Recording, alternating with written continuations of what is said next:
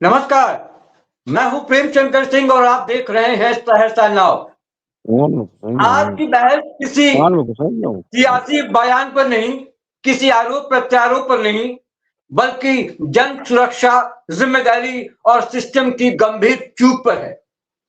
सहरसा से एक आवाज उठी, एक ऐसा नेता जो रातों की नींद खोकर, डर से हड़बड़ाकर उठकर सिर्फ एक ही सवाल से जूझ रहा है। समस्याएं इतनी हैं, मेरे पास समय कम है, इनकी उम्मीदों को कैसे पूरा कर पाऊंगा। आईपी गुप्ता ने खुद अपने अनुभव में बताया कि उन्होंने सहरसा में पालतू कुत्तों और बिल्लियों की अनियंत्रित संख्या और वैक्सीनेशन की कमी को देखकर सोचा कि यह सिर्फ जानवरों का मुद्दा नहीं, जन स्वास्थ्य का बड़ा खतरा है। सवाल ये नहीं कि कुत्ता पालना सही है या गलत, सवाल ये है कि क्या बिना लाइसेंस, बिना डाटा, बिना जवाबदेही के इंसानों की जान खतरे में डाली जा सकती है। इसी पर आज की बहस कह लीजिए या चर्चा करिए। मेरे साथ पैनल में है खुशबू राय, प्रवक्ता है आईआईपी की, हमारे पेट लवर कह लीजिए, पशु प्रेमी कह लीजिए, गोलू यादव, और निपुण आनंद जी जो एनिमल एक्टिविस्ट हैं, और इसके अलावा हमारे रेजिडेंट एडिटर मथुरेश। सबसे पहले मथुरेश, ये बहुत बड़ा कंसर्न है जिसको दिखाया है आईपी गुप्ता ने। आपको क्या लगता है सहरसा में ये कितना बड़ा प्रॉब्लम है और किस तरीके से इसको हैंडल करने की जरूरत है, और आईपी गुप्ता का ये जो कंसर्न है ये क्या रंग दिखा पाएगा? प्रेम सर, जैसे कि अभी कुछ समय पहले की बात है जब दिल्ली में भी इसी तरह का एक माहौल बना था, जहां पर जो है डॉग को लेकर के, जो स्ट्रीट डॉग है उसके वैक्सीनेशन को लेकर के तमाम तरह की जो है समस्याएं सामने आई थी। कोर्ट का भी आदेश हुआ था, कई वो मुद्दा काफी गर्म हुआ था। लेकिन अगर आप देखेंगे तो जानवर और इंसान का जो है वो शुरुआत से ही प्रेम रहा है। जहां इंसान रहते हैं कुत्ते भी वहीं रहते हैं, क्योंकि वो साथ में ही, मतलब शुरुआत से ही वो साथ में इंसान और कुत्ते का जो है बहुत मतलब साथ में ही रहे। तो लेकिन ये होता है कि उसके ऊपर में एक लिमिटेशन होनी चाहिए, वैक्सीनेशन होनी चाहिए। आवारा कुत्तों का जो वैक्सीनेशन काफी जरूरी है, जो पेट है उनका भी वैक्सीनेशन जरूरी है, उनका डाटा होना चाहिए, क्योंकि काटने से रेबीज होता है। इस तरह की समस्याएं तो आम है, और ये सिर्फ सहरसा की बात ही नहीं है सर, ये हर जगह की है। इस पर जो है नगर निगम हो, प्रशासन हो, इस पर जो है एक स्टेप अच्छा लेना चाहिए। ठीक है, इसके लिए हमारे साथ खुशबू राय हैं जो कि प्रवक्ता है आईआईपी से, और ये वही आईआईपी है जो पार्टी चलाते हैं, आईपी गुप्ता। खुशबू जी, ये बताइए कि आईपी गुप्ता ने सहरसा में पालतू जानवरों के लिए लाइसेंसिंग की पहल जो की है वो क्यों की, और इसका मकसद क्या है, क्या सोच रहे हैं आप लोग? देखिए, सबसे बड़ी बात, और सबसे पहले तो आपके सहरसा नाउ की तमाम टीम को मैं धन्यवाद देना चाहूँगी। इस अहम मुद्दे को लेकर फिर से आप हमारे साथ जुड़े हैं, और बहुत सारे जो साथी जुड़े हैं, उन तमाम साथियों का मैं धन्यवाद कहना चाहूँगी। उसके बाद मुद्दे पर आते हैं। ये मुद्दा बहुत ही गंभीर मुद्दा है और बहुत ही यूनिक मुद्दा है, जो हमें लगता है पहले उठना चाहिए था। गुप्ता सर ने पहली बार उठाने का प्रयास किया, ये बहुत ही अच्छा पहल है। और मैं बता दूँ कि ये उठाने का एकमात्र कारण ये है कि ये मुद्दा शायद पहले उठना चाहिए था, जो किसी ने नहीं दी, जिस पर ध्यान किसी का नहीं गया। लेकिन आईपी गुप्ता जी ने पहले भी कहा है कि मैं उन सभी समस्याओं का के साथ आऊँगा जो समस्या वाक़ई ह्यूमन से जुड़ा हुआ है, और ये बहुत बड़ा मुद्दा है जो ह्यूमन से जुड़ा हुआ है। अभी आप देख सकते हैं शहरों में, हालाँकि जो आप सर बंदिश की बात कर रहे थे, शहर में जो लोग अपने रखते हैं पेट डॉग्स को, बहुत अच्छे से रखते हैं।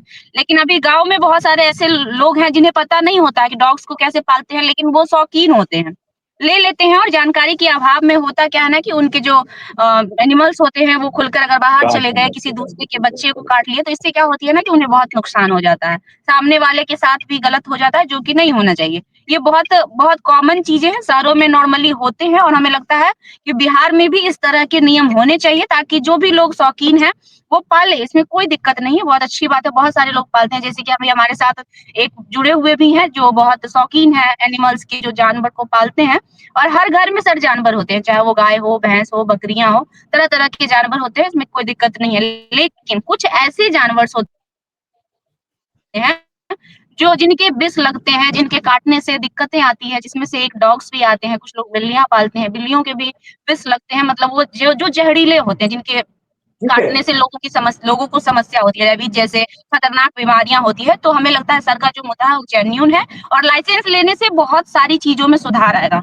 जैसे लाइसेंस लेने से फायदे ये होंगे कि सबसे पहले उनकी काउंटिंग होगी, उनको टाइम टू टाइम उन्हें दिया जाएगा ताकि उनसे कोई भी दिक्कत ना हो। अगर किसी को काट भी लेता है सर, तो अगर उन्हें पहले से वैक्सीनेशन करवाया जा चुका होगा तो दिक्कतें कम होंगी, लोगों को समस्याओं का सामना कम करना पड़ेगा। तो बस इन्हीं चीज ठीक को है, देखते हुए उन्होंने इस मुद्दे को रखा।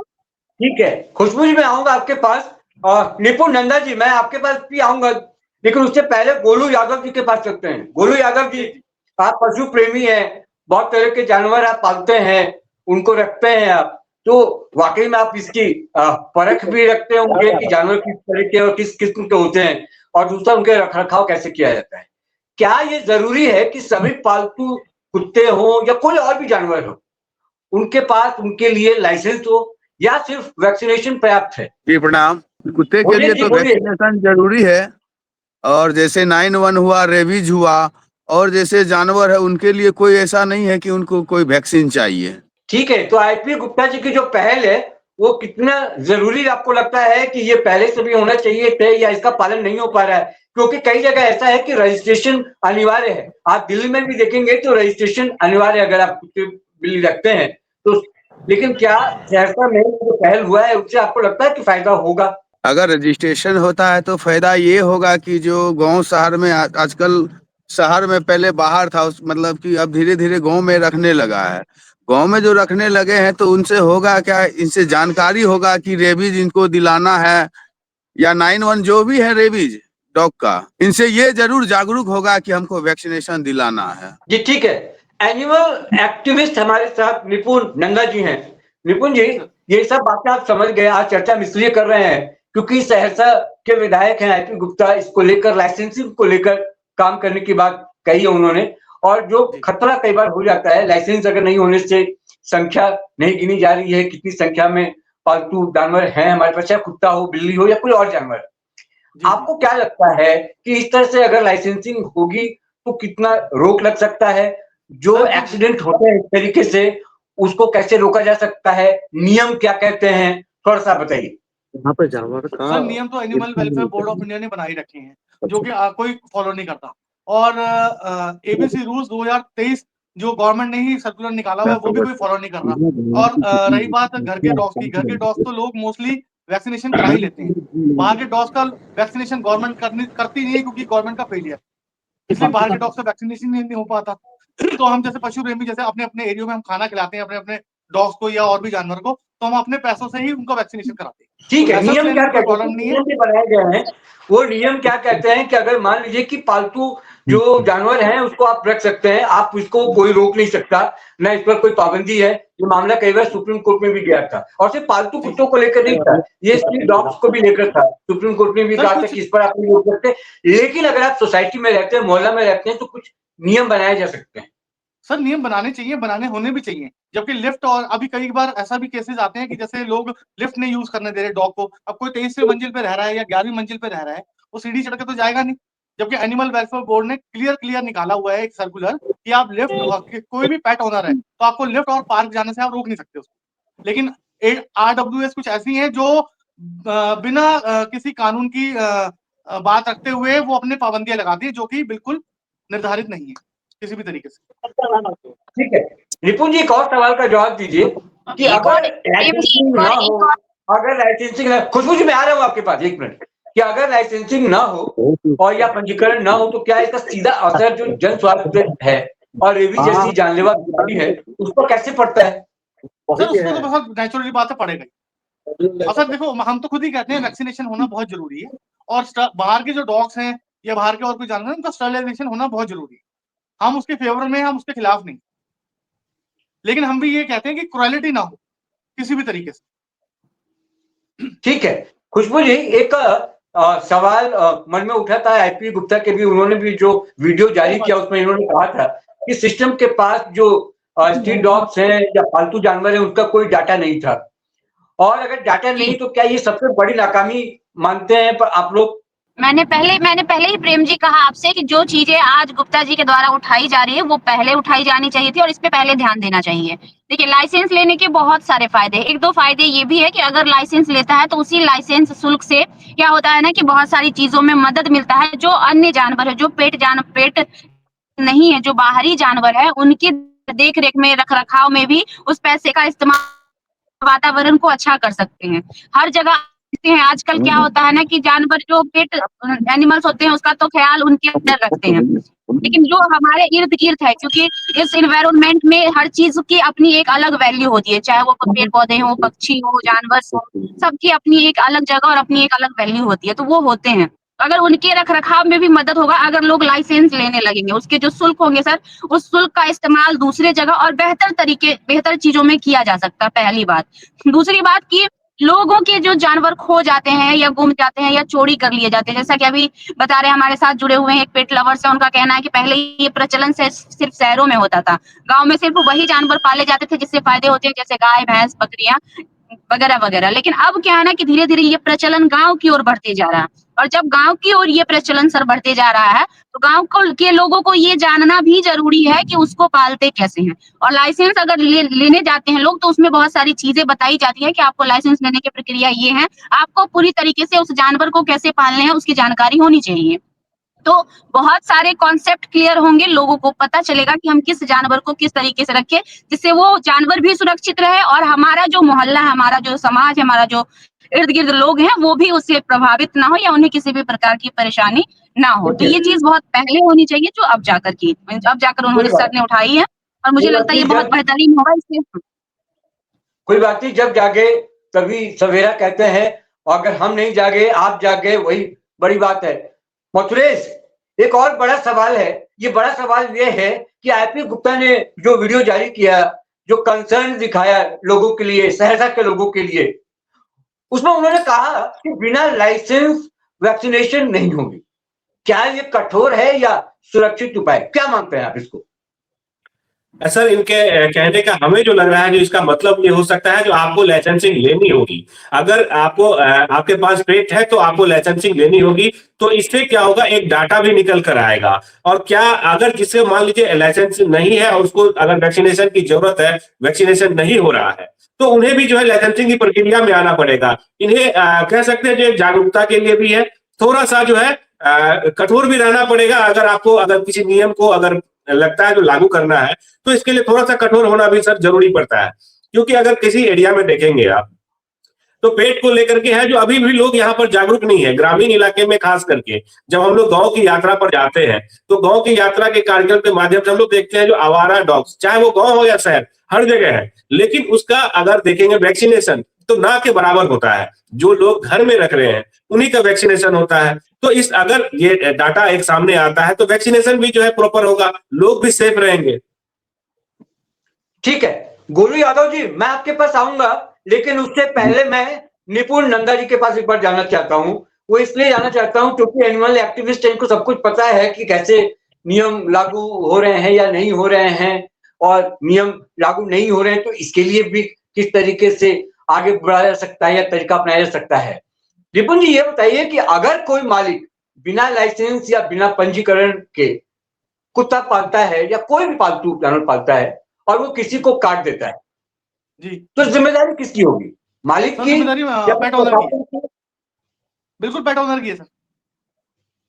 ठीक है, उसके बाद क्या कार्रवाई हो सकती है? सर कार्रवाई देखो, पुलिस की कार्रवाई भी होगी और साथ में जो भी उसका हर्जा खर्चा होगा, जो भी बीमारी का खर्चा आएगा, वो वहन करेगा। बिल्कुल। ठीक है। प्रेम जी, एक चीज और मैं बताना चाहूंगी। आप कह खुशबू रहे जी आ थे रहा कि हूं मैं आपके लाइसेंस, पास। खुशबू जी, एक मिनट में आऊंगा आपके पास, आप अपने बारे में बताइएगा एक बार।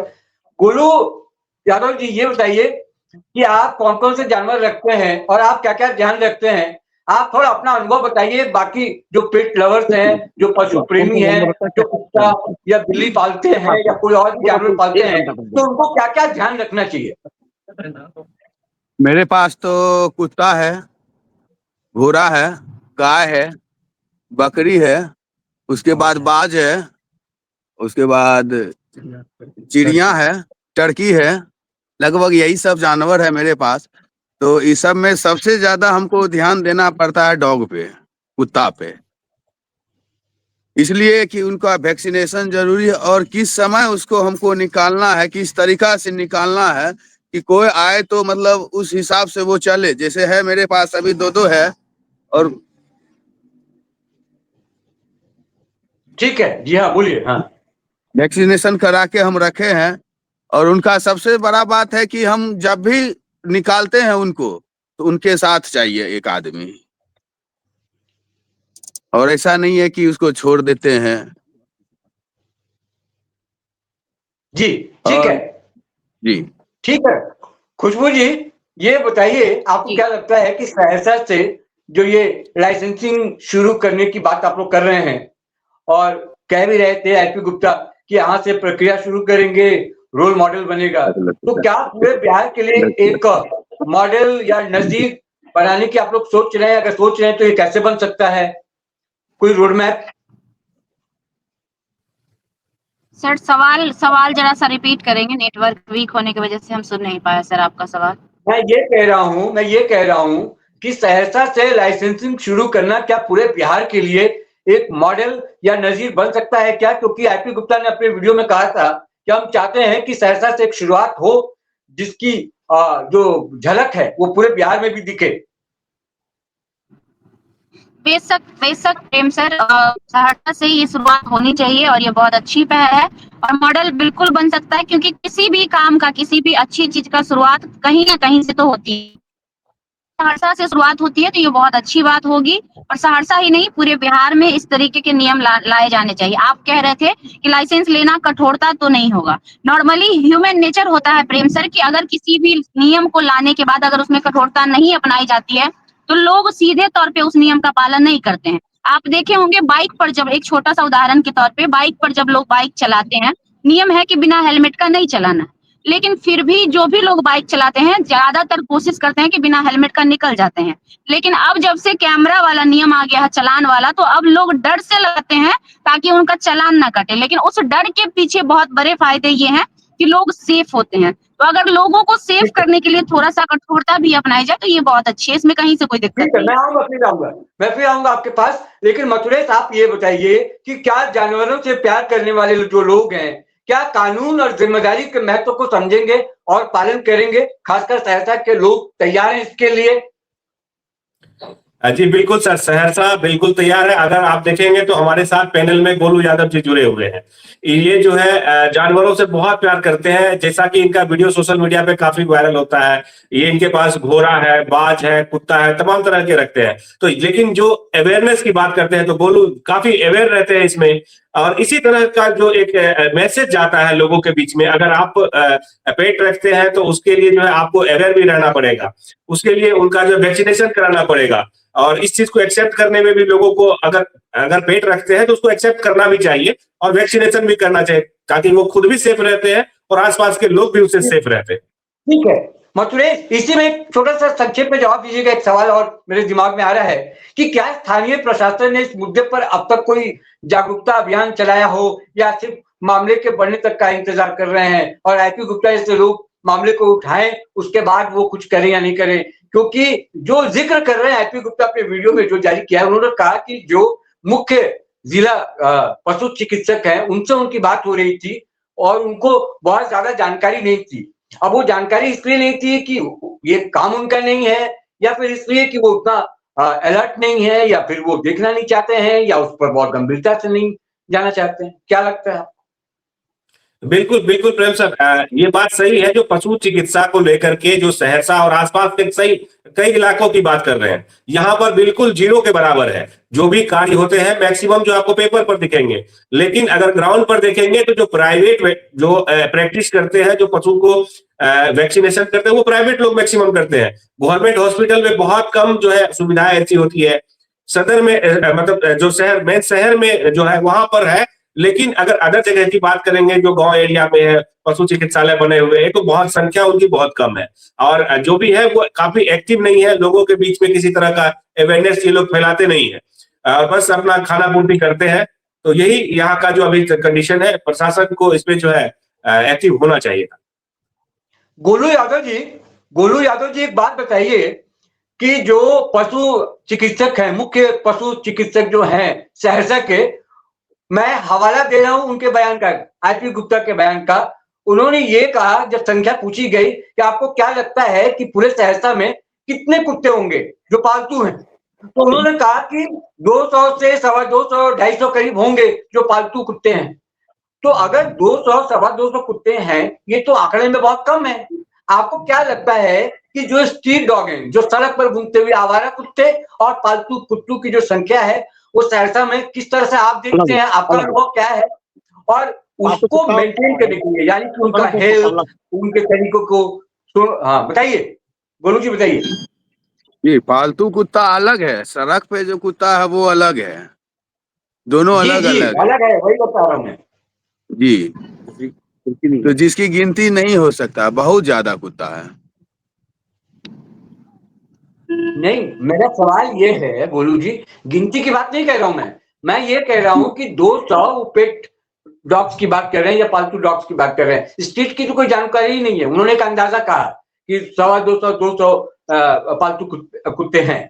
तो आपको क्या लगता है कि ये संख्या जो है, वो संख्या इतना ही आपको नजर आता है, या जो संख्या है उनका प्रॉपर जो इलाज होना चाहिए, रख रखाव होना चाहिए घर से बाहर, और उनका जो हेल्थ कंडीशन होता है, या जो रेबीज के इंजेक्शन वगैरह पड़ते हैं, या कुत्तों को जो इंजेक्शन पड़ता है, वो प्रॉपर तरीके से वहां पर आप लोगों को लगता है? क्योंकि आप जानवर बहुत रखते हैं, तो उन जानवरों को अगर कोई दिक्कत होती है, कोई बीमारी होती है, तो उनका इलाज प्रॉपर तरीके से सहरसा जिला प्रशासन करने के लिए तैयार है?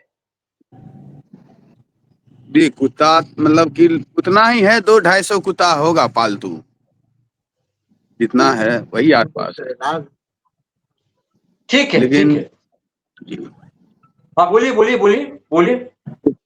उनका इलाज जो है यहाँ नहीं हो पाता है पूरा, लेकिन यहाँ जो है पशुपालन कॉलोनी में। जी निपुण नंदा जी थोड़ा विस्तार से बोलिएगा, 2-3 शब्दों में और 1-2 लाइन में जवाब देने से मुझे लगता है व्यूअर को समझ में नहीं आएगा कि क्या पड़ोसियों और समुदाय की जिम्मेदारी नहीं बनती कि बिना लाइसेंस पालतू जानवर रखने वालों को वो प्रेरित करें और बताएं कि आपके रखने से या वो करने से, जैसे कई शिकायत आते हैं। मैं दिल्ली एनसीआर की बात करूं, मुंबई की बात करूं, वहां की बात करूं मैं, तो वहां पर क्या होता है कि लिफ्ट में कई घटनाएं घट जाती हैं, कुत्ते काट लेते हैं या पार्क में घुमाते हुए काट लेते हैं। तो क्या ये अवेयरनेस भी फैलाना चाहिए? अगर फैलाना चाहिए तो किस तरीके से आप लोग काम करते हैं इसको लेकर? क्योंकि आप एनिमल फैलाना चाहिए और बाकायदा गाइडलाइंस लागू हैं। अब लेकिन ना सोसाइटी अपने नियम बनाती है जो उनको लागू नहीं होने देती। बाकायदा animal welfare board of India ने रूल्स बना रखे हैं, लेकिन सोसाइटी के कुछ लोग हैं जो आरडब्ल्यू के अध्यक्ष बन जाते हैं, वो अपने आप को किसी से कम समझते नहीं है, तो वो अपने नियम लागू कर देते हैं। तो इस वजह से जो नियम लागू होने चाहिए वो हो नहीं पाते। इसके लिए सर सरकार को थोड़ा सा कठोर होना पड़ेगा, जो नियम लागू हैं उनको भी लाया जाए, और जो लोग इनकन्वीनियंस फैला रहे हैं उनके लिए भी कार्रवाई होनी चाहिए। ठीक है मथुरेश, क्या सिस्टम केवल तब जाता है जब कोई जनप्रतिनिधि सवाल उठाता है, या इसे सक्रिय निगरानी की भी जरूरत आप मानते हैं?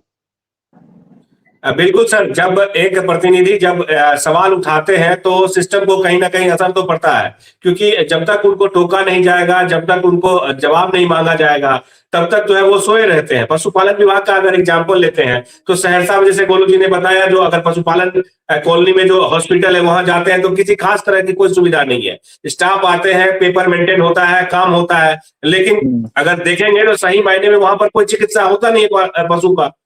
तो इस तरह की जब तक प्रतिनिधि के द्वारा आवाज नहीं उठाया जाता है, तब तक जो है किसी भी तरह का जो हमें नहीं लगता है जो एक्टिविटी जो इस खास करके इस विभाग में हो रही है।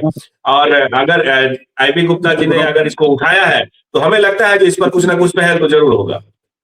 ठीक है, अंतिम सवाल खुशबू जी, ये बताइए कि ये जो मुद्दा आपने उठाया है, आपकी पार्टी ने उठाया, आपकी पार्टी के मुखिया आईपी गुप्ता ने उठाया, ये है बहुत गंभीर मुद्दा इसलिए है कि हादसे होते हैं, और मुझे लगता है कि जो आईपी गुप्ता है, कंसर्न उनका वही है, जो हादसे हो रहे हैं वो हादसे ना हो, और इसको कैसे रोका जा सकता है। तो उन्होंने एक प्रक्रिया बताई है, उस प्रक्रिया पर काम करने की जरूरत है।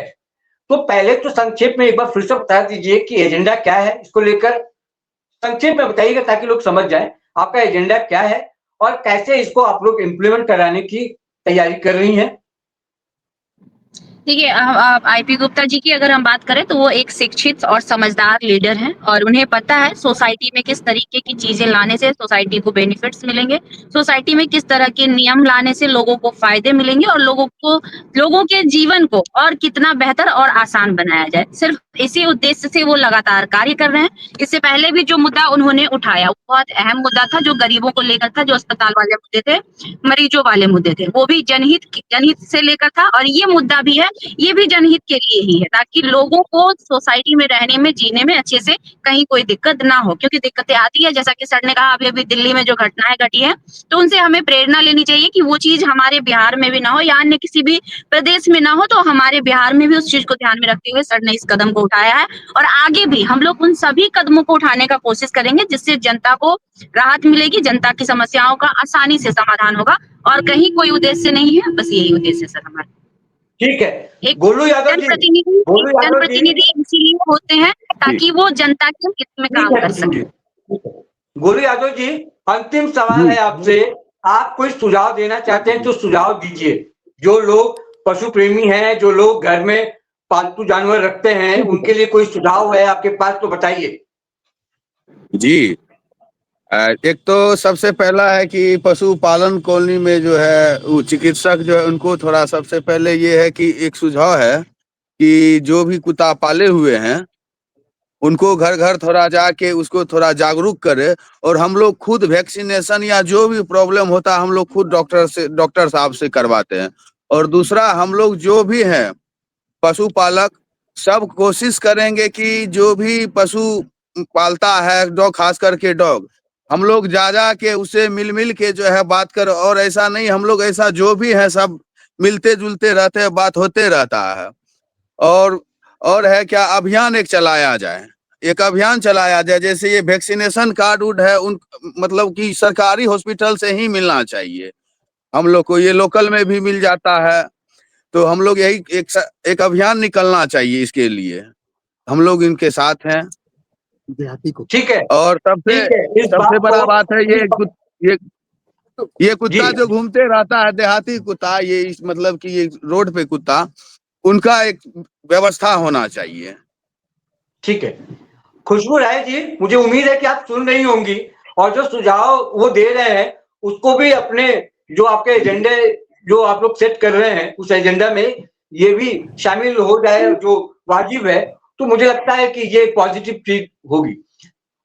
निपुण नंदा जी, अंतिम सवाल आपसे भी, आप पूरे इस चर्चा को देखा आपने, जिस लाइसेंसिंग की बात हो रही है, जिस चीज मुद्दे को हम उठा रहे हैं, आपका अंतिम कमेंट क्या होगा एज एनिमल एक्टिविस्ट? आपका सुझाव क्या होगा और कैसे करना चाहिए आगे, और किस तरीके से जो ये मुद्दा इन्होंने उठाया है आईपी गुप्ता ने, वो कैसे इसको बढ़िया से कर सकते हैं? सर लाइसेंसिंग से किसी तरीके से कोई प्रॉब्लम नहीं है, लाइसेंसिंग होना चाहिए, हर जगह हो रहा है धीरे धीरे। लेकिन मैंने मैम से भी रिक्वेस्ट है, मैम ने बहुत अच्छी बात करी कि ये भी हमारे जीव जंतु हमारे साथ रहे हैं जो सड़कों पे रहते हैं, इनका भी थोड़ा सा ध्यान रखते हुए सरकार को चाहिए कि नियमित रूप से इनकी भी वैक्सीनेशन कराए, उनका स्टरलाइजेशन प्रॉपर तरीके से कराए, जो कि आज तक सभी तरीके से गवर्नमेंट से फेलियर रहा है। जी ठीक है, बहुत बढ़िया। मैं आज की बहस ने, जो हमारे मेहमान हैं, मैं उनसे कहूं कि आज की बहस ने एक बात साफ कर दी है, ये मुद्दा कुत्तों का नहीं है, पेट डॉग्स का नहीं है, सिस्टम का है। आईपी गुप्ता ने जो पहल की है वो दिखाती है कि नेतृत्व सिर्फ भाषण देने से नहीं, जमीनी सवाल उठाने और कार्रवाई की चिंता करने से बनता है। अगर आज सहरसा लाइसेंसिंग शुरू करता है, डाटा तैयार करता है, जिम्मेदारी तय करता है, तो कल कोई मासूम रेबीज से नहीं मरेगा। और फैसला सिस्टम को करना है, क्या वो इस चेतावनी को गंभीरता से लेगा या किसी हादसे का इंतजार करेगा। इसी सवाल के साथ आज की बहस मैं यही समाप्त करता हूं, खत्म करता हूं। फिर किसी मुद्दे के साथ, चर्चा के साथ, बहस के साथ आपके साथ हाजिर हो जाऊंगा। फिलहाल जो हमारे साथ हमारे रेजिडेंट मथुरेश, खुशबू राय की प्रवक्ता, गोलू यादव पेट लवर, पशु प्रेमी, और निपुण नंदा जी जो कि एनिमल एक्टिविस्ट हैं, आप लोग जुड़े, आप लोगों का बहुत बहुत शुक्रिया। Thank you sir.